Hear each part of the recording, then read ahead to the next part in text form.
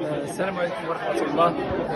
أنا الآن في إيطاليا، وفي واحد الحفل اللي هو فيه الإخوان ديال دي إكس إل، وفيه واحد المناسبة وطنية اللي كيحتفلوا بها الجالية المغاربة بالمرأة المسلمة، والمرأة اللي عندها اللي غدير الحجاب، والمرأة اللي غدير لأول مرة الحجاب، المرأة اللي ناضلت من أجل الحجاب. حضرنا لواحد ليفينمون اللي كان في المستوى العالي، وكان فيه كلمات زعما مؤثرة جدا، لا من قبل الإيطاليات اللي اعتنقوا الإسلام، ولا بالنسبة للمغربيات والعربيات اللي أصلا كانوا مسلمات وقاوموا على أساس أنهم يبقوا بالحجاب ديالهم في واحد المجتمع اللي شيئا ما الحجاب يعني ما واخدش المكانه ديالو والحق ديالو.